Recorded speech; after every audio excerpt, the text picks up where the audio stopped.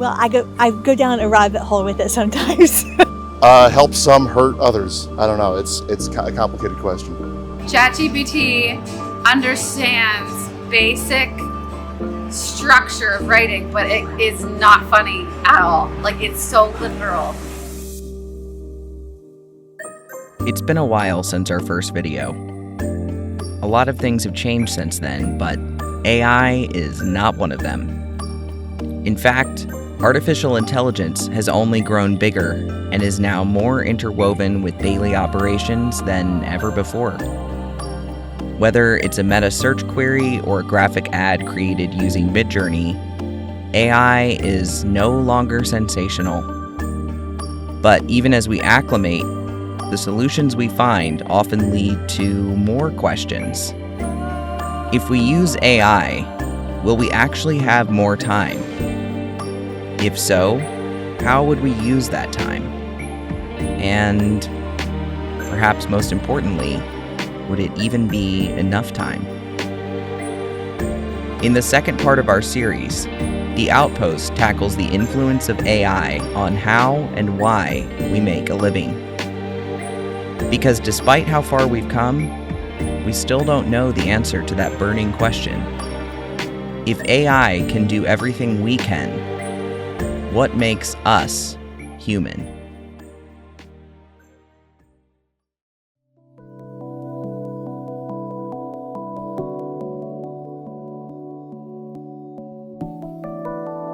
What is your career or job? I'm a child and adolescent psychiatrist at the Children's Hospital of the King's Daughters. I am a traffic media coordinator. I'm a telecommunications consultant. So I'm a civil engineer at the United States Army Corps of Engineers. I'm a recording engineer working in television. I am a computer programmer. I am the chair of the Division of Nephrology at Eastern Virginia Medical School and a professor of internal medicine. I am a learning consultant, aka corporate trainer. I'm unemployed. How have you seen AI impacting your industry? Well, for me, it's a trove of material. Well, AI is it's incredible because it's been used in a lot of visualization purposes. People will use it to make renderings, or they can make these just really simple forms, and then AI will be used to make a whole design out of this. And it's I'm not sure exactly how the tool works. It's just really interesting, and I've actually seen a lot of conflicting opinions. Some people, they really want to embrace it, they really want to go for it, whereas others, this may be able to cause some issues, this is, putting some of our jobs on the line. It's interesting that you mentioned that, because I used to work at a place as a designer. Usually I'm working on prototypes and things of that nature, and one day when the ChatGPT came out, my boss basically brought me into his office and he was like, "Oh my God, you're out of the job now."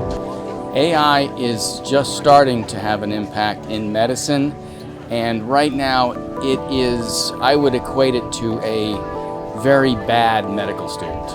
It's very good at lists, it's very good at conclusions, but the conclusions are almost always based on the introduction of the medical literature. It's streamlined it first and foremost. A lot of what people don't realize what IT is, or I'm just going to call it IT in general, working with computers. It's systematic. You work from the top down or bottom up in every way, so you ask the same questions over and over again, hopefully to reach a solution when things go wrong. And this especially happens in code. So a lot of my cohorts use ChatGPT to produce a template for code that they need. It cuts out a lot of time, and then they can just load it up, fine-tune it to what they need, and apply it, and most of the time it works. So as far as our individual workload has improved quite a lot with advances like BARD and ChatGPT for us to use, not just for research purposes, being able to get a quick answer, but being able to even streamline our work in general. Doing the work that I do, AI, with dialogue cleanup, just processing audio, it's like a drag and drop.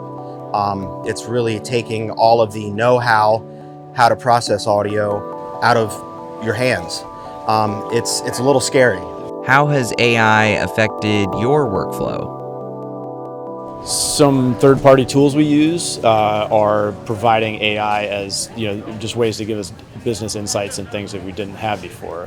But it's kind of new, so we're figuring out are they worthwhile or not. Not really as of yet, but I can see it coming. We haven't quite gotten to the point in optimizing a network to where we can just let the computer do its thing and learn from mistakes. I do have a lot of friends who are Hollywood unionized screenwriters who are being affected by AI because they're not being hired. A director who isn't directing this particular project can write a story with AI or, things like that. As a coder, there is no better tool than something like ChatGPT to really quickly get out the code that you're trying to make.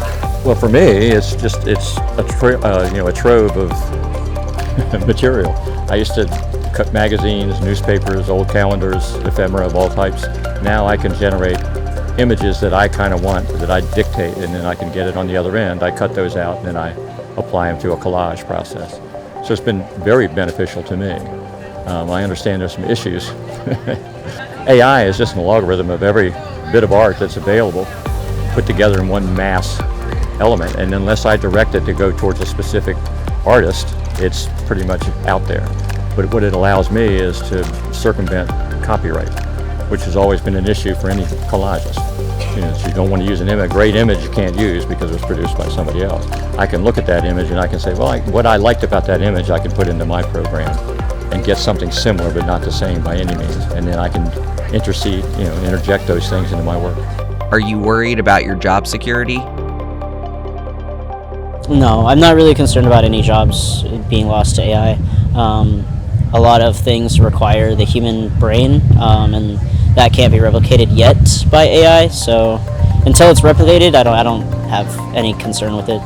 Not in the near term, I would say. My job is about 50% desk and 50% waterfront.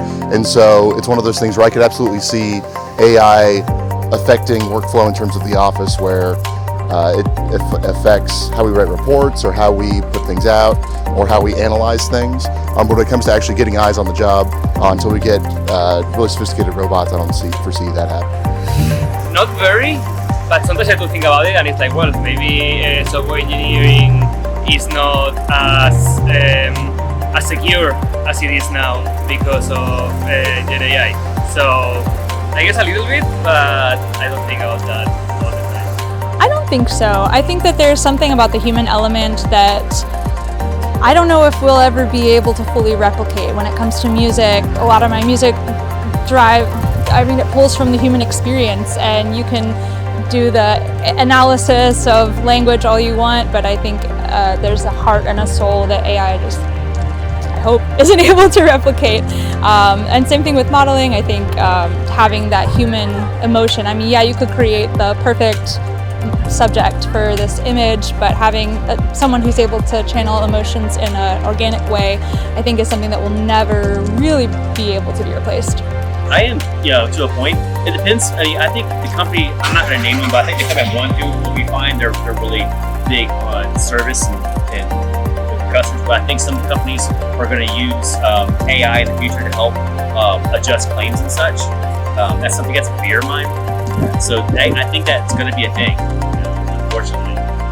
Not in the immediate future, I would say.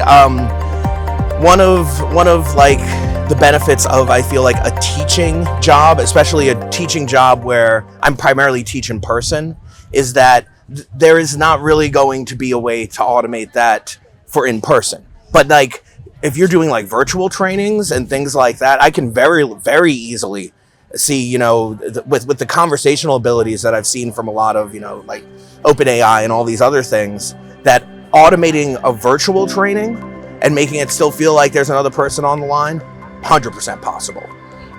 Are there any industries you think could be positively or negatively impacted by AI? Positively, I could see a lot of manufacturing could probably be done very precise, very intuitively by AI. I think, there's like machining and things like that, like, plug it in your needs, and I think an AI could handle that really well. And So maybe people will lose their jobs in that sector. Yeah, I think over the past year with like the SAG strike, it's been pretty evident that producers are not valuing the writers that are creating some of these iconic movies and the humanity of it. You can't robotically recreate Quentin Tarantino because you first have to have a Quentin Tarantino. I do think that the corporate world can be positively effective in the sense in trusting that the person using it is using it to learn rather than be lazy. I have a friend who works in the military, and she says it helps her a lot with corporate emails when she's switching from talking to Navy personnel versus a commander or a corporal. She's using it to learn. And then there are kids who are using it to be lazy. So I just think it's all about how you really use it, and I don't think it should ever be forced upon anybody. I think in the next 5 years, there's not going to be a single industry that's not going to be touched by AI. I have a good friend who owns a cybersecurity company, very big cybersecurity company. He has required all of his employees to use AI on a daily basis. And it has actually caused his company become more productive. You know, there's menial tasks that AI is able to accomplish that, you know, would take a human a long time. I mean, just in my own, you know, personal life, I've, you know, written letters to Congress representatives, and I've used AI for it. You just give it a paragraph and it writes an amazing, you know, letter to them, grammatically perfect and sounds really good. I think the writing industry is probably going to be struggling. I was watching a video the other day talking about, I don't remember who was saying it, but he was talking about there's going to probably become a religion based off of AI, and that's pretty scary stuff. You know, we're going to have people believing in what this AI says, and it's just a computer code that we program, you know. It's far-fetched to think about, but I think it's a major possibility. So, I mean, it's going to touch probably every aspect of our lives. How do you see AI affecting the economy as a whole? I guess you could compare it to when the search engines came out, when the Google search engines came out, how much effect that had. And it allows you to get a lot of information quickly, but I'll be honest with you, a lot of times the information that you get from AI it's lies. It's lies and false truths, which is very difficult. We're going to have to be very careful to vet the information that we get from AI to make sure it's accurate. That's kind of an interesting thing, because obviously AI has affected the economy, but from what I can tell, it seems to be almost just a hype machine rather than like actual impact. It's one of those where it'll net be good for the economy. However, I think that the people who benefit will be people who already know how to benefit from technology. So right now, one of my concerns with AI is that I could see it being beneficial for larger corporations who can use to be able to, you know, as I said, efficient, you know, make areas more efficient, being able to slim down departments, being able to minimize costs, maximize gains, that sort of thing. But when it comes to the actual economic health of, you know, those jobs are held by people that they can slim down now, and those people have to find other jobs that they might not be able to. I think it already is impacting the economy as a whole. We've got like Bitcoin and all these other things that are kind of controlled by artificial intelligence. So I think it'll just get worse, and I feel that monetary value will become less unique in a way. I mean, well, you know, I just think of like the way that the internet itself has like changed the economy as a whole.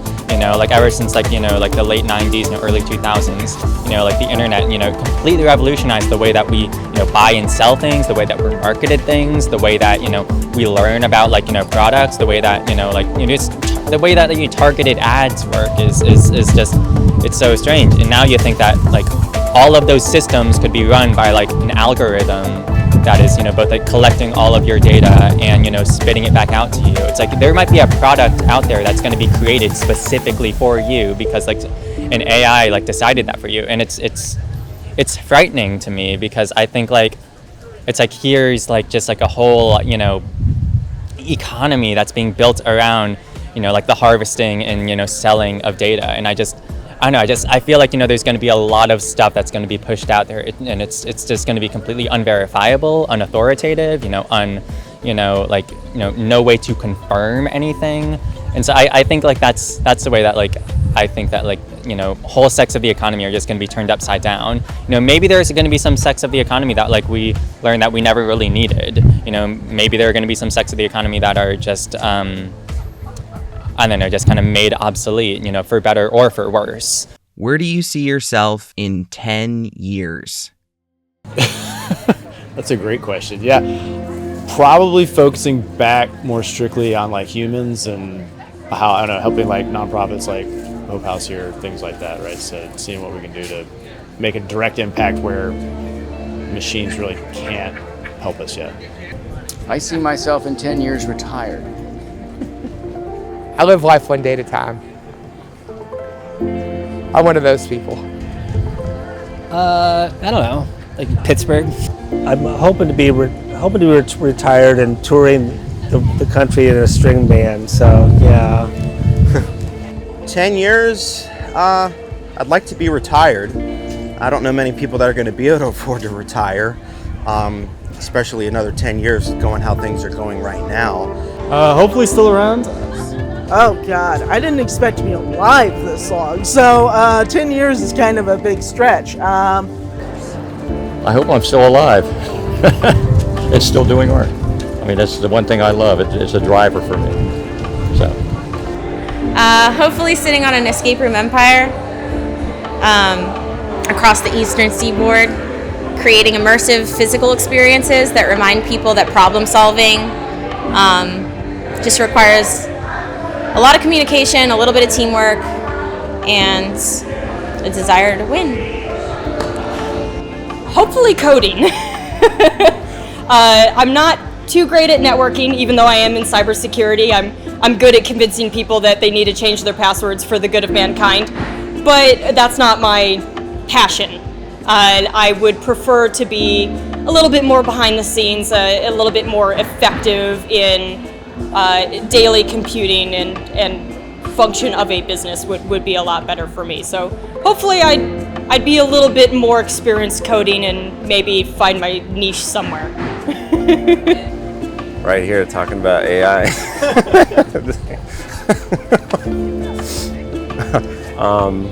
I don't know. It's the future is like crazier sounding than it's been, I think, for most of my life. So there's no way of knowing.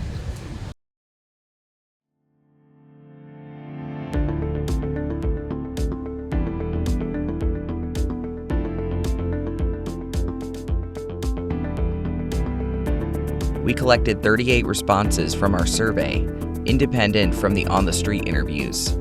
Our sample was made up of 16 men, 20 women, and 2 non-binary or unreported individuals. Our survey collected a wide array of responses from museum professionals and urban planners to civil engineers and comedians. Positive opinions on AI were noted through the survey data and on-the-street interviews, with one caveat which I'll discuss briefly towards the end. 26% of respondents reported that AI has impacted their industry positively, compared to the 13% that reported that AI has impacted their industry negatively. 53% of respondents were either unsure if AI has impacted their industry or noted that it has not yet impacted their industry, but that it probably would. Only 8% of respondents indicated that AI has not affected their industry and that they don't expect that it will. 11% of respondents reported that their specific job tasks have changed due to AI. A notable 34% reported that automation is being introduced or increased at their workplaces, and 29% reported that they have witnessed coworkers using AI. It should be noted that these questions allowed respondents to select more than one response, so these percentages do not necessarily make up different groups of people. For example, one person could respond, "Automation is being introduced at my workplace," and "I have witnessed coworkers using AI," which are 2 separate responses. We wanted to look at how AI affected things just beyond the individual, so we started with the biggest thing that we could think of, the climate. 55% of respondents were unsure of whether the climate would benefit or suffer due to AI, and only 24% reported believing that the climate would benefit due to AI. 76% of people said that the top 1% would benefit. But who would benefit the most from AI? According to public perception, 82% of people said corporations will benefit due to AI. Small businesses will suffer due to AI at 47%. Another 47% was split evenly between stating that small businesses would benefit and being unsure of how AI would affect small businesses. Only 5% reported AI having no effect on small business. And when we return to the individual, only 24% of people reported believing that the individual person will benefit due to AI. We asked if you had a 40-hour-a-week job and your hours were cut to 20 hours per week, but you still made the exact same amount of money, and you experienced that because of AI, what would you do with those 20 hours of free time?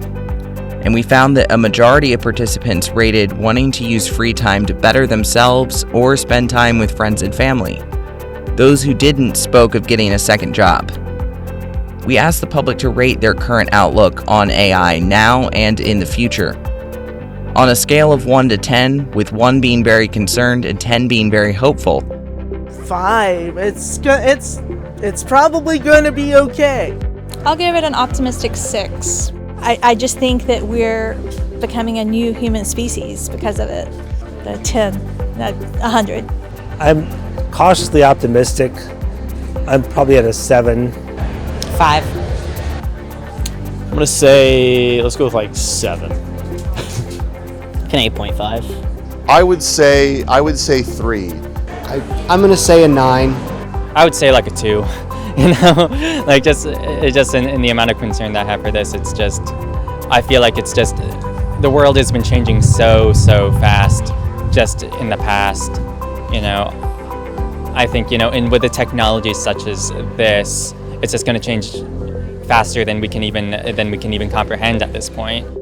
Now, this question is slightly reframed from episode 1, where we asked very negative versus very positive, whereas this time we're asking very concerned versus very hopeful. The rating from last episode was 4.96, and we found that the new rating is a little bit higher at 5.29. We also chose to examine one of the biggest fields that may be impacted by AI and has already experienced waves from it currently. And we looked at the number ratings that artists rated AI, and we found that artists, despite those effects, rated AI almost exactly the same as the average. They rated it just a little bit lower, 5.22. We also noticed a phenomena where people would express negative opinions and then rate AI more positively. We noticed this both in the interviews and in the survey data. What we ended up realizing was that we weren't only studying public perception of AI, we were also studying how people answer questions. Perhaps something for a future docuseries to focus on. Why do numbers and words sometimes mismatch? You may have noticed by now that it's just me talking. That's because Jeremy moved to California after meeting his partner. They formed almost an instant bond, and he decided to make the jump to go on a new adventure. We'll still be working together, just a little farther apart. The audio equipment and I are still in Virginia. Meanwhile, I've made a few strides in film and actually got to go to Lisbon, Portugal for an international film festival. My team's film, Fear of Discovery, screened there. On the last weekend that Jeremy was in Hampton Roads, he and I teamed up with that same film team, Prophets of Doom, in the Yes We Can's 48-hour film project, a global short film competition where we wrote, shot, edited, and produced a 5-minute and 38-second film in just 48 consecutive hours. Our film, Unseen, is available to watch on this channel. And if you want to check out the film that took me to Lisbon, check out Fear of Discovery, also on our channel. The Outpost may only be a two-man team, but we wouldn't have a documentary at all if it weren't for every individual we interviewed. We're so grateful for all of our participants and everyone else who helped or supported us along the way. And as always, Thank you for watching. If you'd like to stay updated on our journey and Prophets of Doom journey, be sure to like and subscribe. You can also follow us on our social media, which will be linked below.